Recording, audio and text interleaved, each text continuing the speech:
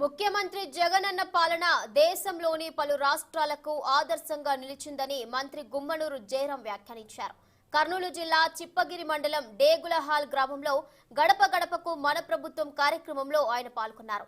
గ్రామంలో పర్యటిస్తూ ఇంటింటికి నేరుగా వెళ్లి ప్రభుత్వ సంక్షేమ పథకాలను వివరిస్తూ ప్రజలతో మమేకమై రాష్ట్ర ప్రభుత్వ పథకాల లబ్ధి గురించి మంత్రి తెలుసుకున్నారు. అలాగే గ్రామంలో గౌరమ్మ జాతర సందర్భంగా అమ్మవారి దర్శనం చేసుకున్నారు. రాబోయే సంవత్సరం గౌరమ్మ జాతర రథం కోసం 5 లక్షలు విరాళం ప్రకటించారు. ఈ సందర్భంగా మంత్రి గుమ్మనూరు పలు గ్రామాల్లో పర్యటించి అభివృద్ధి కార్యక్రమాలను ప్రారంభించారు.